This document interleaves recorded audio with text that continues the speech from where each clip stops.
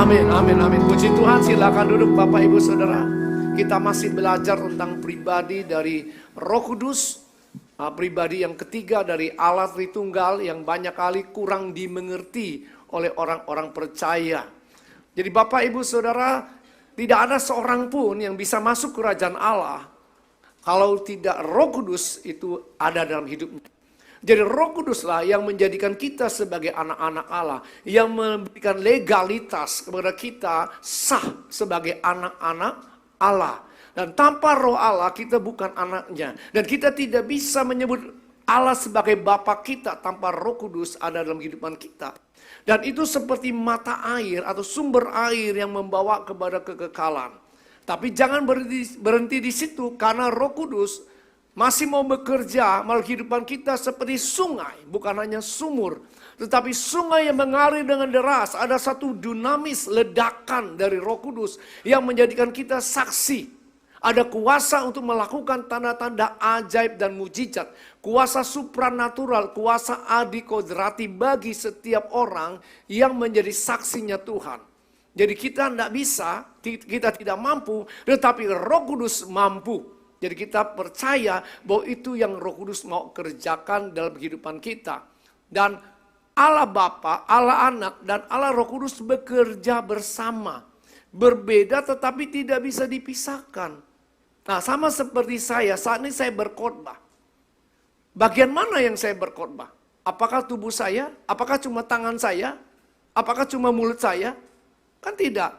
Tangan saya, itu tubuh saya, mulut saya, pikiran saya, dan roh saya. Kan semua bekerja bersama. Kalau cuma roh, bagaimana saya bisa menyampaikan firman Tuhan? Kalau mulut saya tidak keluarkan kata-kata. Kalau pikiran saya juga tidak merangkai kata-kata, bagaimana bisa?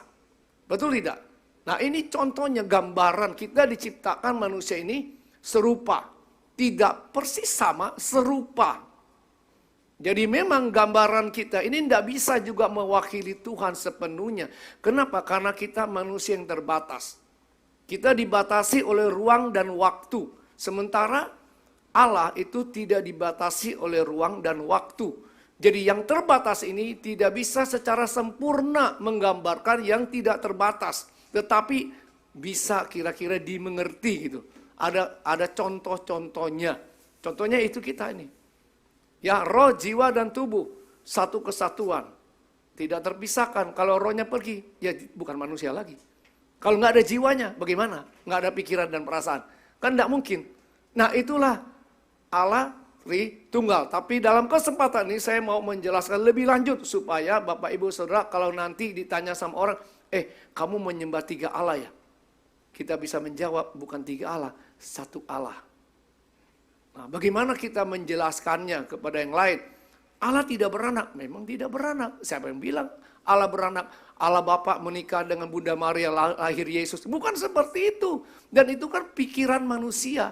Mengambil contoh manusia yang terbatas ini untuk menggambarkan Allah yang tidak terbatas.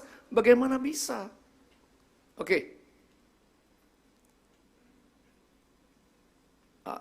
Judul khotbah hari ini adalah Holy Spirit the Governor. Apa maksudnya? Nanti saya akan jelaskan. Holy Spirit adalah seperti gubernur dari kerajaan Allah. Dan Holy Spirit, Roh Kudus adalah the most important person. Pribadi yang paling penting di dunia ini. Oke, mari kita belajar dari sejarah gereja ya. Kita harus belajar bagaimana bapak-bapak gereja sudah merumuskan rumusan iman berdasarkan apa yang bapak-bapak gereja itu pelajari dari Alkitab. Siapa itu bapak gereja? Bapak gereja itu murid-muridnya Paulus, muridnya Yohanes, murid-muridnya Petrus. Itulah yang jadi bapak-bapak gereja. Nah, bapak-bapak gereja ini mengadakan konsili, namanya konsili Nisea 325, terus konsili Konstantinopel 381, dan konsili-konsili ini artinya berembuk untuk merumuskan iman mengenai Tritunggal ini. Kenapa? Karena ada banyak yang mulai menyimpang. Supaya tidak menyimpang, itu dirumuskan rumusan iman. Dan ada satu rumusan iman yang disebut sebagai pengakuan iman Athanasius. Dan ini yang dipegang oleh sebagian besar gereja. Gereja Katolik, gereja Protestan, sebagian besar semua menerima pengakuan iman ini. Jadi mari kita baca ya, coba ya. Kita coba mengerti. Oke. Kita menyembah Allah yang satu dalam Trinitas. Jadi bukan tiga Allahnya. Dan Trinitas di dalam kesatuan. Tanpa mencampur aduk oknum-oknum. Ya, oknum di sini beda dengan oknum kita ya. Saya, istri saya, anak saya. Kita kan tiga. Nggak bisa kita bilang tiga tapi satu. Karena kita manusia. Dibatasi oleh ruang dan waktu. Sementara Allah tidak dibatasi oleh ruang dan waktu, melampaui ruang dan waktu. Contoh saya bilang, Roh Kudus ada di setiap orang percaya. Berapa banyak orang percaya di sini? Banyak, lebih dari 50. Terus apakah Roh Kudus jadi 50 lebih? Roh Kudus tetap satu. Tapi ada di setiap orang percaya. Kenapa? Karena Roh Kudus tidak dibatasi oleh ruang dan waktu. Jadi kalau kita coba untuk menyamakan Allah dengan manusia, kita akan gagal untuk mengerti Allah. Tanpa mencampur adukan oknum-oknum dan tanpa memisahkan zat. Zat di sini bukan zat kimia ya. Hakikat maksudnya. Bukan zat besi, bukan. Allah bukan zat besi gitu. Bukan zat seperti itu pengertian itu. Di sini maksudnya hakikat. Sebab oknum Bapa adalah lain, oknum anak adalah lain, dan oknum Roh Kudus adalah lain. Tetapi Bapa, Anak, dan Roh Kudus adalah satu kealahannya. Sama kemuliaannya dan sama kekal keagungannya. Sebagaimana Bapa, demikianlah Anak, demikianlah Roh Kudus. Bapa tidak diciptakan, Anak tidak diciptakan, Roh Kudus tidak diciptakan. Bapa tak berhingga, maksudnya tak terbatas, Anak tak berhingga, Roh Kudus tak berhingga. Bapa adalah kekal, Anak adalah kekal, Roh Kudus adalah kekal. Namun bukan tiga yang kekal, melainkan satu yang kekal. Sebagaimana bukan tiga yang tidak diciptakan, dan bukan tiga yang tak berhingga, melainkan satu yang tidak diciptakan, dan satu yang tak berhingga.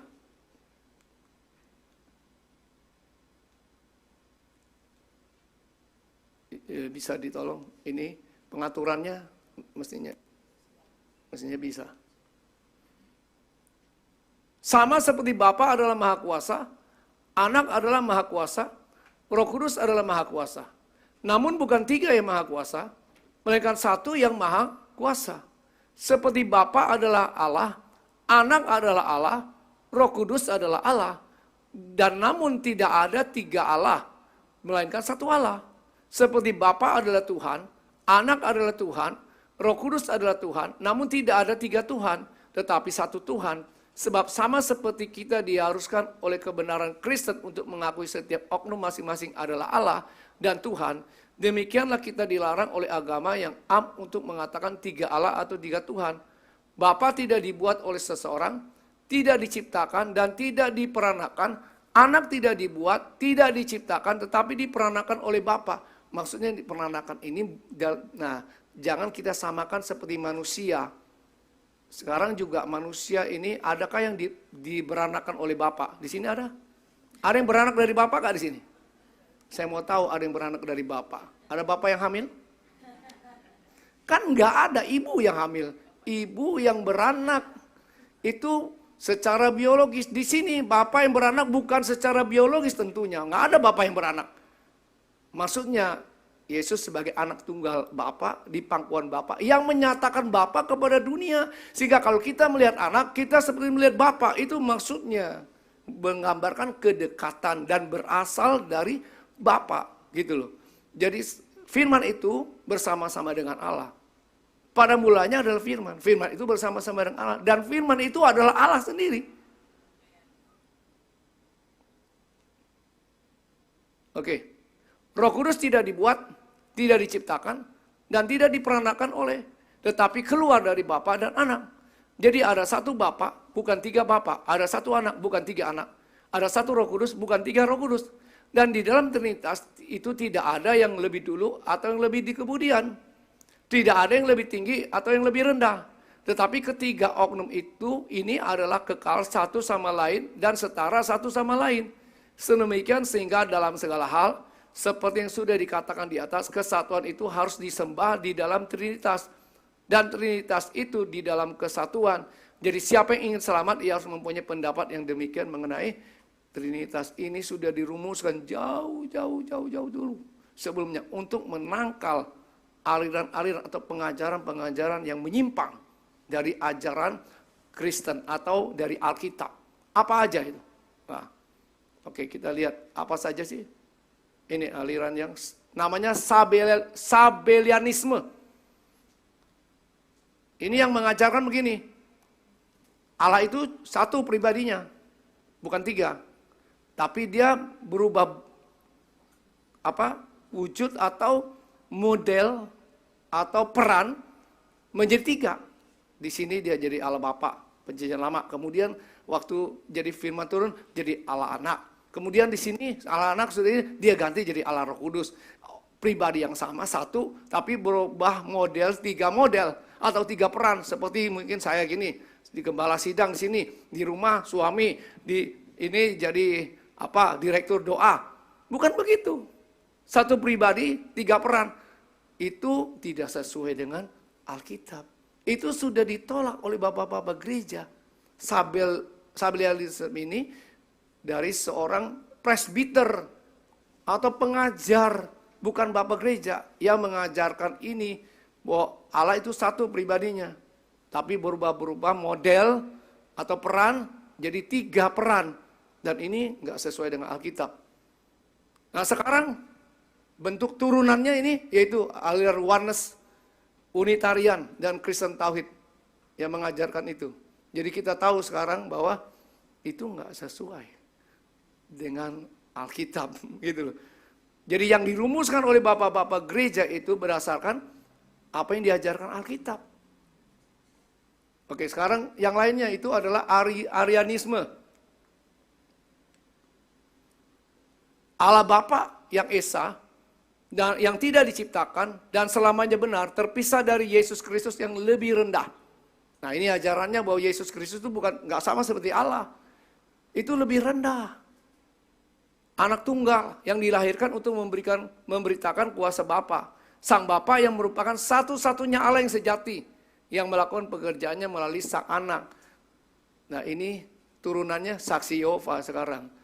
Gitu loh. Jadi saya mengerti bahwa saksi Yehova itu bukan muncul baru-baru. Sudah dari zaman dulu sudah ada pengajarannya. Dan itu sudah ditentang oleh gereja. Jadi jangan gampang kemudian kita dipengaruhi. Saya berapa kali ada datang saksi Yehova ke rumah saya. Saya nggak ngasih tahu saya pendeta. Dia kasih ayat gini. Ini kan yang sulung dari antara banyak saudara. Ini kan yang utama dari ciptaan. Terus saya bilang, jangan menafsirkan ayat keluar dari konteksnya. Saya bilang harus lihat ayat sebelumnya dan sesudahnya. Setelah itu harus lihat seluruh kitabnya. Kita aja kalau baca surat, misalkan saudara baca surat ya dari seseorang, baca cuma satu kalimat, bisa salah menangkap maksudnya. Apalagi orang timur, ujung-ujungnya baru maksudnya di situ. Kalau baca cuma setengahnya terus kita menyimpulkan, kita pasti bisa salah. Harus baca sebelum dan sesudahnya. Dan ngerti juga hubungan orang itu dengan orang yang nerima surat itu bagaimana. Untuk bisa menafsirkan itu dengan tepat. Itu namanya kaidah-kaidah dalam menafsirkan Alkitab. Saya bilang, Bapak melanggar kaidah penafsiran yang sesungguhnya. Saya bilang, nggak boleh begitu. Terus saya bilang, Bapak tahu bahasa aslinya apa? Nggak tahu. Wah, ini berat lawannya. Ya saya bilang, saya ini sekolah Alkitab, saya pendeta, saya ngerti. Nah itulah kalau kita nggak mengerti, mudah untuk dipengaruhi. Benar juga ya. Benar juga ayatnya kok begini. Nah saudara, jangan mudah untuk dipengaruhi. Kita harus belajar sejarah gereja. Kita harus tahu. Ini sudah dirumuskan oleh bapak-bapak gereja. Mana yang lebih benar? Pastilah bapak gereja lebih benar. Dan juga Alkitab kalau kita belajar ya, pakai kita punya hikmat kita juga, kita bisa tahu yang mana yang benar. Memang Allah Tritunggal itu ya, nggak bisa dipahami sepenuhnya. Kenapa? Allah tidak terbatas, pikiran terbatas. Tetapi kita bisa mengerti yang diwahyukan sebagian. Itu kita bisa mengerti. Yang bagian ini kita nggak pahami. Dan kita terima yang bagian ini. Walaupun itu mungkin di luar dari kemampuan logika kita untuk menjelaskannya. Nah, tetapi kita harus bisa juga menjelaskan iman kita. Jangan hanya, ya sudah begitu pokoknya. Orang mau bilang Allahmu 3, ya sudah terserah kamu bilang apa. Kita jelasan sama dia. Allahmu beranak, kita jelasan sama dia maksudnya anak itu apa gitu loh. Karena ada anak kunci, anak tangga, masa kunci beranak, masa tangga beranak sih. Jadi istilah-istilah itu kita harus mengerti. Dan kamu jangan menyamakan ini manusia, kamu kok Tuhan kamu samakan dengan manusia. Tuhan seperti apa yang sama dengan ciptaannya kan gitu kan. Kalau sama dengan ciptaannya bukan Tuhan. Tuhan itu harus melampaui ciptaannya gitu loh. Akal kita ini terbatas. Nah, jadi kita harus mengerti hal ini. Ya nanti berikutnya saya akan jelaskan lagi. Lebih lanjut saya sedikit-sedikit ya. Kasih sedikit-sedikit. Makanya saudara ikuti lagi minggu depan. Ya. Kalau belum jelas dengar khotbah saya di YouTube. Karena terus kita mau belajar ya. Oke. Nah inilah yang benar. Bapa adalah Allah, anak adalah Allah, Roh Kudus adalah Allah. Tapi Bapa bukan Roh Kudus bukan anak, anak bukan Bapa. Oke.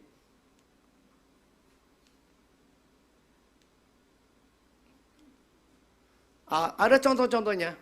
Ya dalam kehidupan kita sehari-hari, tadi kita sendiri. Ya contohnya juga kita lihat nih, matahari. Matahari itu sinarnya itu gelombang. Tapi kita nggak bisa lihat gelombangnya. Kita hanya bisa melihat sinarnya, cahayanya. Dan kita bisa merasakan panasnya. Ada panas, ada gelombang, ada cahaya. Itu matahari. Ya kan? 3, tapi 1. Oke, yang lainnya itu adalah air. Air itu H2O.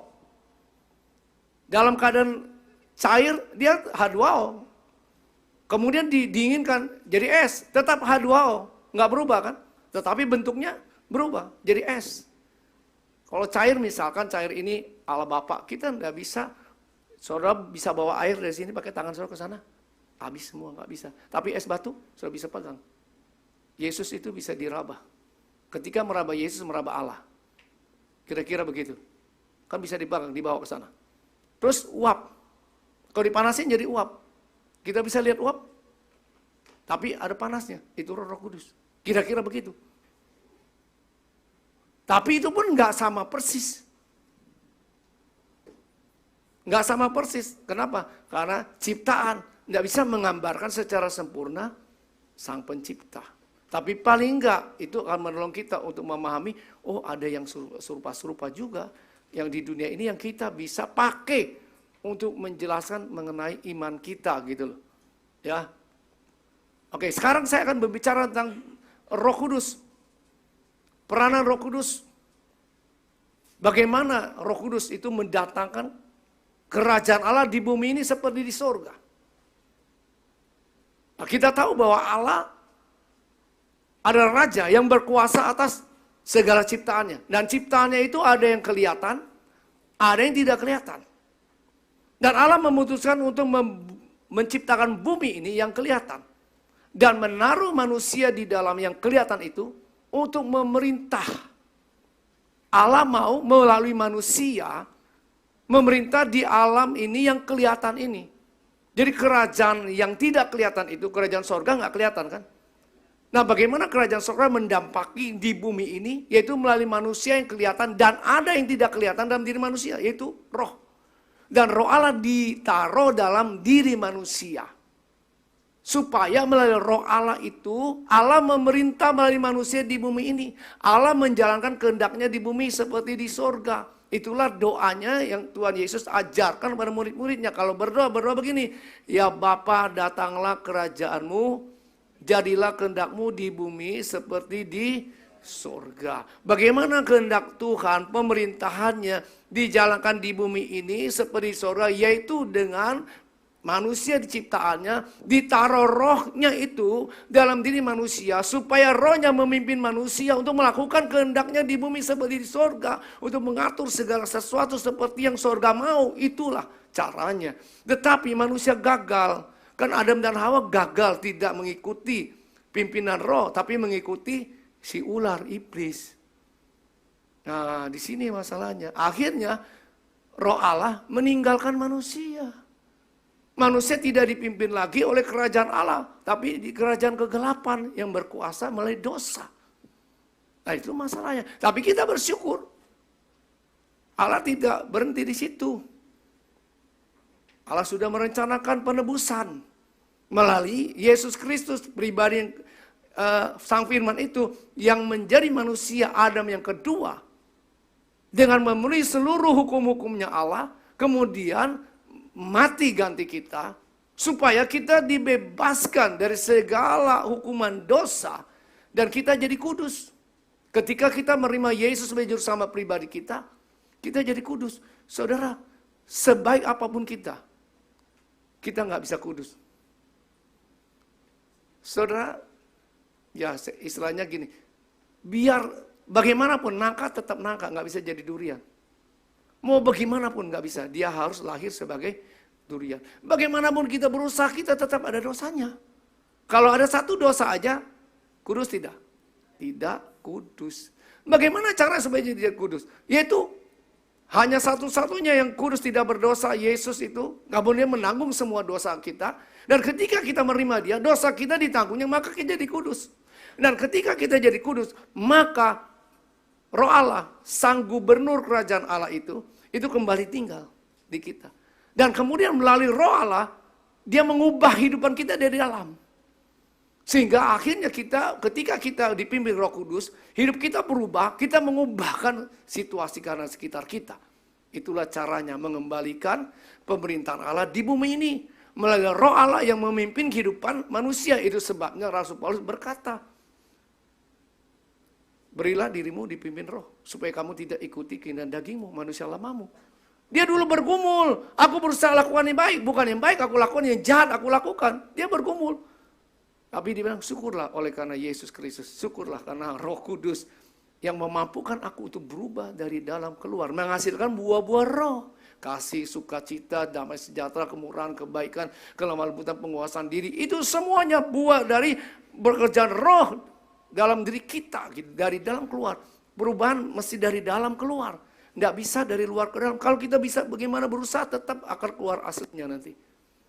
Nah inilah pekerjaan dari Roh Kudus itu untuk mengembalikan kerajaan Allah. Kerajaan Allah bicara pemerintahannya, kehendaknya dilaksanakan di bumi seperti di surga. Oke, nah saya mau menjelaskan ini dengan memberikan contoh ya dari kerajaan Inggris. Nah, kerajaan Inggris ini sangat terkenal ya, karena luasnya dia punya kerajaannya gitu. Tahun 1922 itu sekitar 450 juta orang yang termasuk dalam wilayah kerajaan Inggris. Itu 20% populasi dunia waktu itu. Dan 25% total daerah dunia merupakan koloni Inggris. Koloni artinya negara jajahan yang ditaklukkan sama Inggris. Jadi nggak ada kerajaan yang lain yang lebih besar dari ini. Inggris ini waktu begitu besarnya sampai 25% total. Nah ini kira-kira ini yang merah-merah inilah India, Australia, Papua New Guinea, dan ini semua ini daerah dulu koloni Inggris. Sekarang sudah merdeka, kebanyakan semua sudah merdeka. Ya, kemudian menjadi negara Commonwealth. Commonwealth itu negara persemakmuran yang bekerja sama dengan Inggris. Hong Kong pun sudah dimerdekakan, dilepaskan kembali ke China. Dulu kan koloni Inggris, Singapura juga koloni Inggris. Nah perhatikan di sini, mengapa bahasa dunia sekarang Inggris? Karena dulu kerajaan Inggris itu merajalela. Setiap kali kerajaan Inggris sampai satu daerah, dia taklukkan daerah itu, pasti orang-orang setempat akan berbahasa Inggris. Makanya orang India, bahasa Inggrisnya lancar. Filipina bukan Inggris ya, Singapura. Singapura itu ngomongnya bahasa Inggris, walaupun Singlish, ya gitu. Tapi Inggris. Kenapa? Karena dulu koloni Inggris, Indonesia, Holland Spreken. Kenapa? Karena Belanda dulu yang menjadikan Indonesia sebagai koloninya. Jadi saudara perhatikan, ketika satu kerajaan menginvasi, menjadikan satu daerah, satu negara menjadi koloninya, pasti yang diubahkan pertama bahasanya. Diubah. akan mengikuti kerajaan asal. Nah, ini gubernur Australia dulu, sebelum Australia merdeka. Kemudian Australia kan menyatakan diri untuk merdeka. Nah, ketika Australia merdeka, bisa kalau klik di mana di kursornya di dalam itu, coba. Nah, ketika Australia merdeka, ini yang terjadi. Ini bendera Inggris, ini bendera Australia. Nah, ketika Australia menyatakan kemerdekaannya, maka hari itu bendera Inggris diturunkan. Kemudian naik bendera yang baru, bendera Australia. Dan ketika bendera Australia sudah naik ke atas, artinya dia sudah merdeka, lepas dari pemerintahan kerajaan Inggris. Dia berdiri sendiri, mengatur dirinya sendiri. Nah, ketika dia merdeka, maka gubernurnya langsung di-recall. Besoknya langsung gubernur itu yang tadinya menjadi perwakilan dari negara atau kerajaan Inggris di Australia langsung dipanggil pulang. Kenapa dia nggak ada manfaat lagi di situ? Ya, demikian juga ketika manusia memberontak, menyatakan independen, nggak mau lagi bergantung sepenuhnya sama Tuhan, ya kan? Iblis berhasil kan menggoda dia. Wah, ngapain kamu gitu? Kamu nggak bakal mati kalau makan, kamu jadi seperti Tuhan. Betul juga ya. Dimakan berarti melawan kan, memberontak, menyatakan diri, mau merdeka, mau bersendiri. Maka kerajaan Allah memanggil gubernurnya, sang gubernur Roh Kudus kembali kepada kerajaan Allah. Itu maksudnya. Kerajaan ini panggil gubernurnya, kamu nggak perlu lagi di situ, nggak ada guna di situ. Kenapa? Mereka sudah merdeka kok. Mereka mau atur diri sendiri. Nah, sekarang kamu atur dirimu sendirilah. Tuhan bilang kamu aturlah tanah terkutuk karena kamu atur sekarang. Ya biar iblis lah jadi bapakmu dan segala macam. Kenapa kamu nolak? Maka gubernurnya meninggalkan. Jadi tujuan utama Yesus datang ke dunia ini mengembalikan sang gubernur itu loh.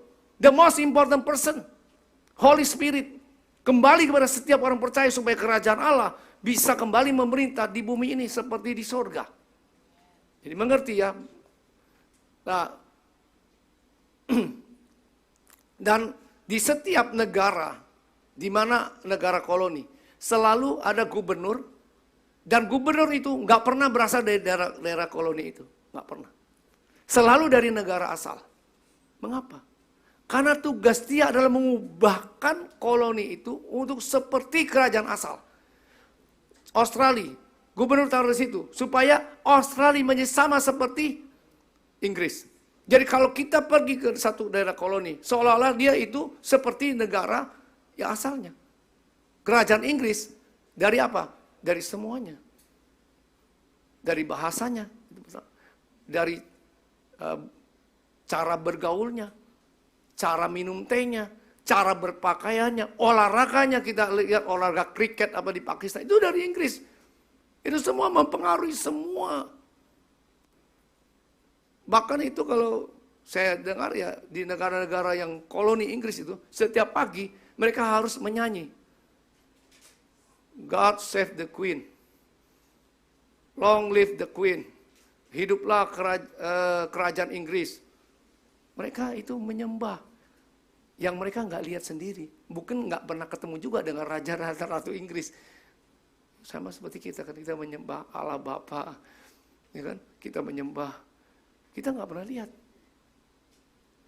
Nah itu, gubernur yang memastikan semua melakukan setiap pagi harus ini, hormat bendera, harus ini, harus dinyanyikan lagu ini, lagu, dan semua cara-cara kehidupannya itu diatur oleh sang gubernur. Jadi kalau mau ketemu dengan ratu atau raja Inggris harus lewat gubernur, nggak bisa. Nah, seolah-olah juga kalau ketemu gubernur sudah ketemu dengan kerajaan Inggris. Karena dialah satu-satunya representasi dari kerajaan itu, sebabnya nggak bisa datang dari daerah koloni. Harus dari kerajaan diutus ke sana. Kenapa? Karena dia mewakili sang raja. Segala pikiran kehendaknya sang raja dilaksanakan oleh gubernur itu. Jadi harus orang dalam dong. Harus orang yang mengerti betul kan apa yang menjadi keinginan rajanya. Baru taruh situ, jangan orang luar.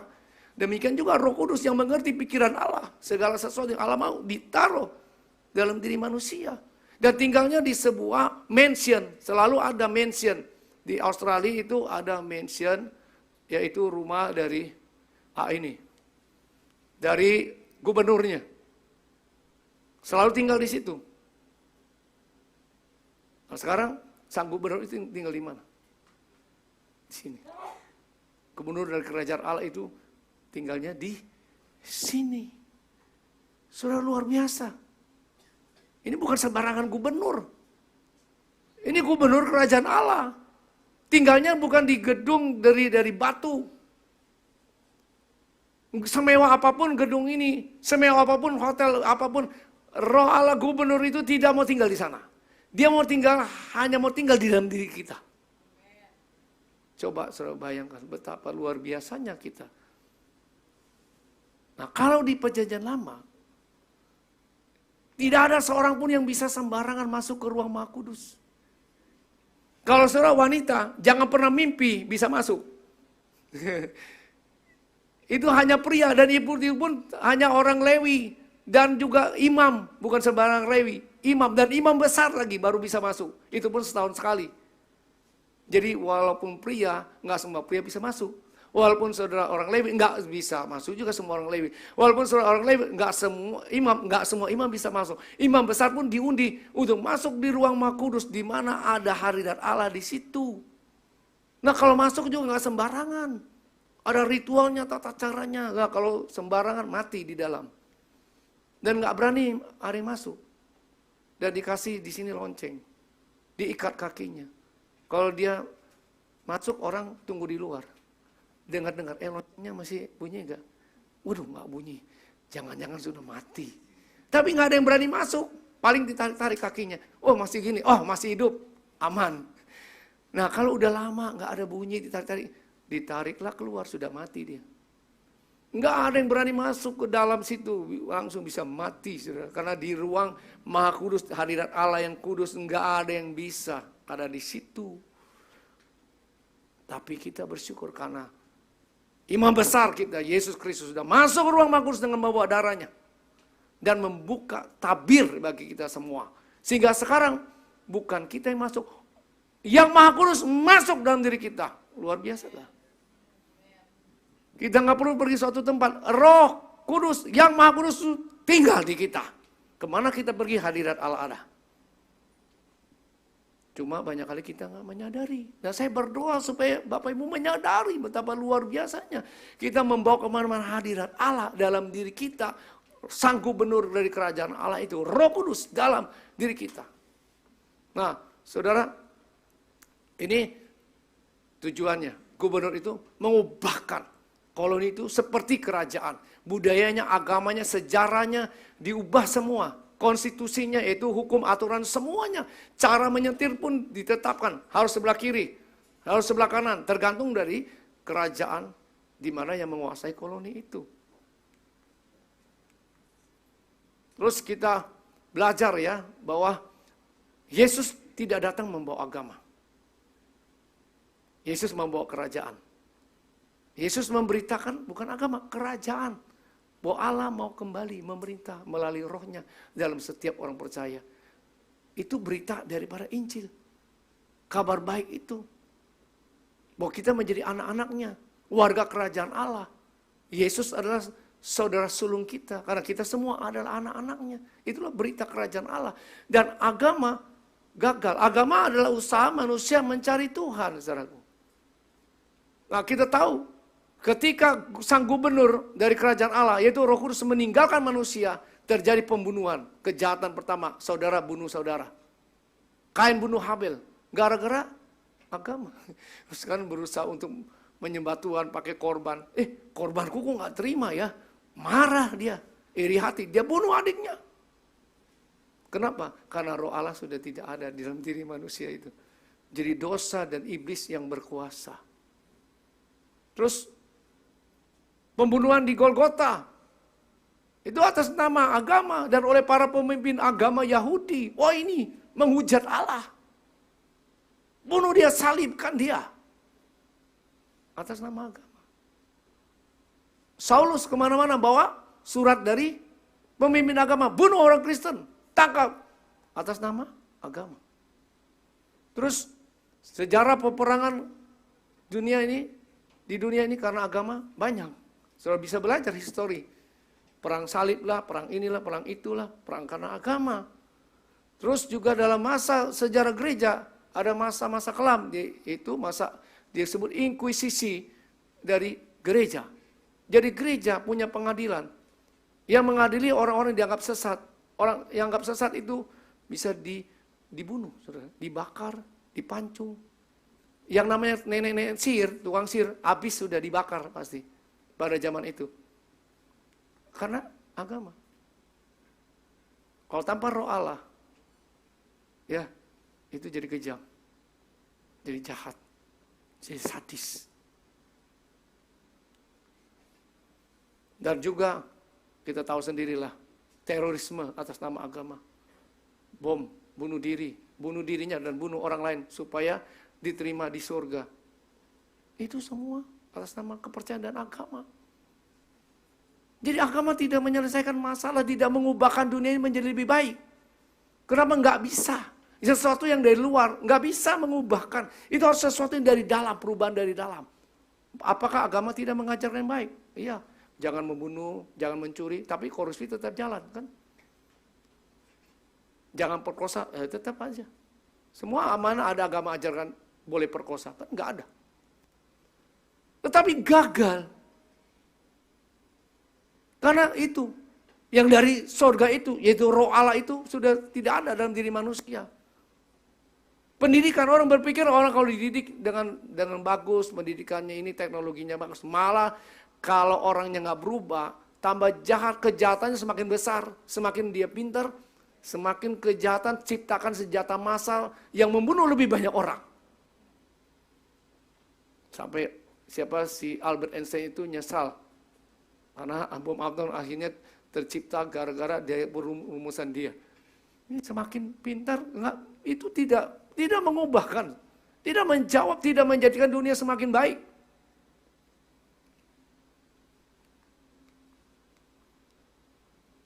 Ya, manusia mendambakan ini namanya utopia.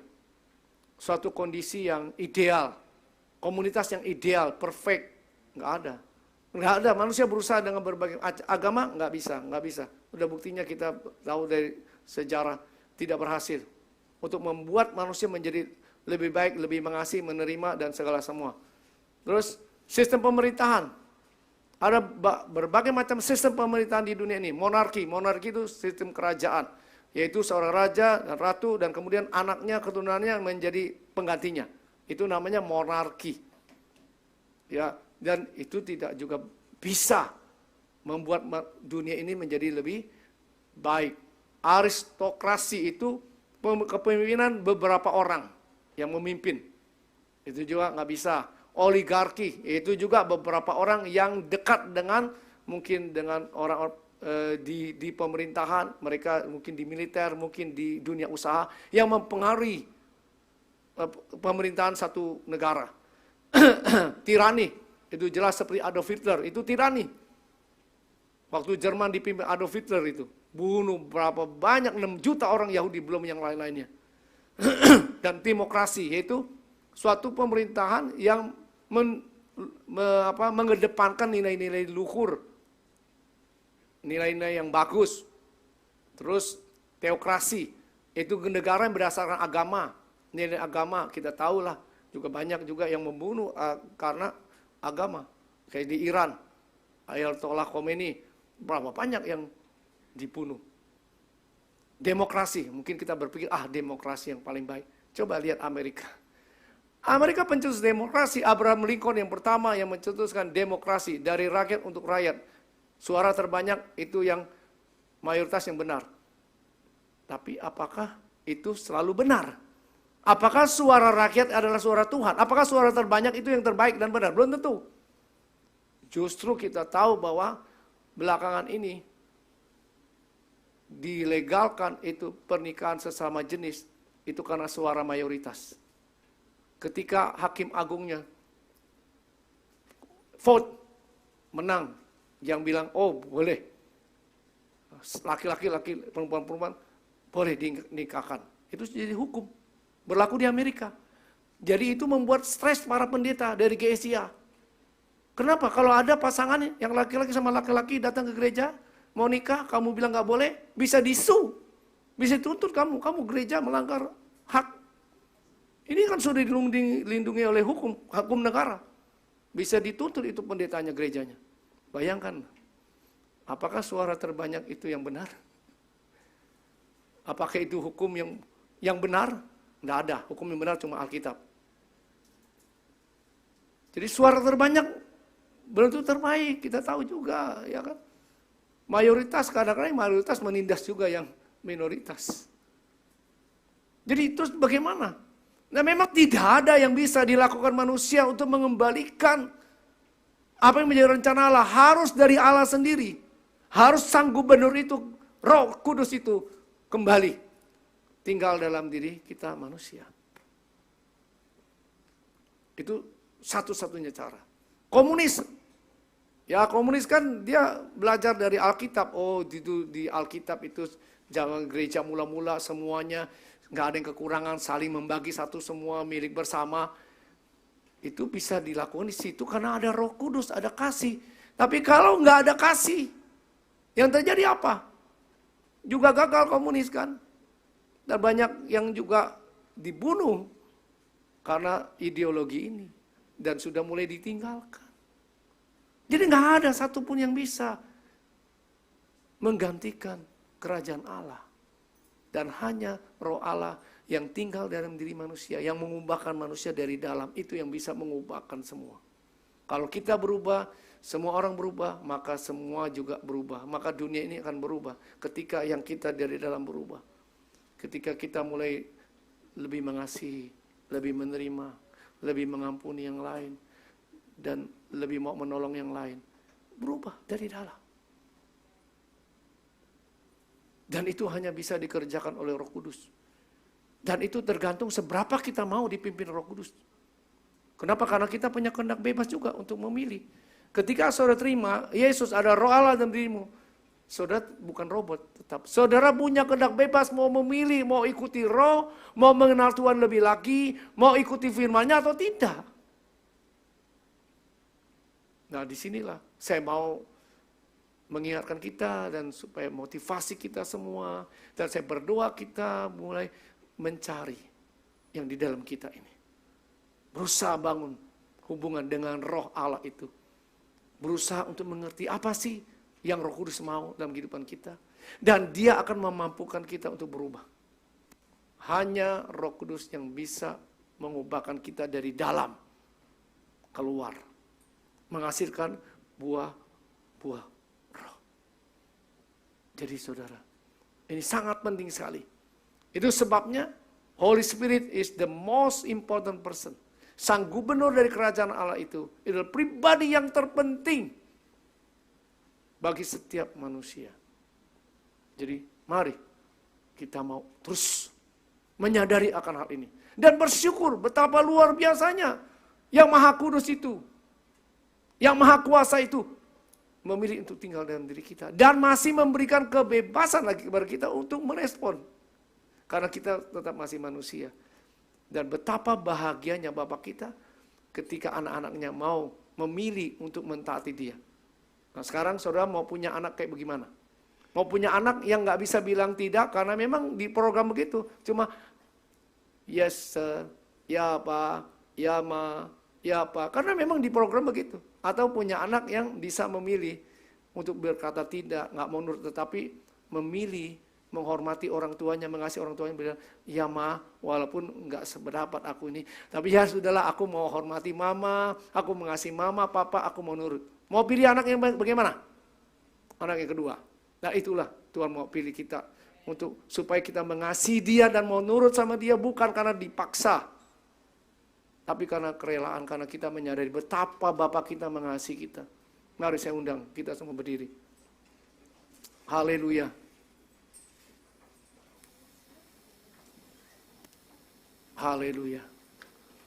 Tuhan Engkau ajaib. Saudara, keajaiban terbesar itu kembalinya Roh Kudus, sang gubernur di dalam diri kita. Itu terbesar. Enggak ada yang lebih besar dari itu, saudara. So bayangkan ini yang maha kuasa, sang pencipta langit dan bumi, itu sekarang tinggal dalam dirimu. Keajaiban seperti apa lagi yang bisa dibandingkan itu? Nggak ada. Itulah mujizat terbesar. Itulah keajaiban terbesar. Haleluya. Tuhan, Engkau ajaib bagiku.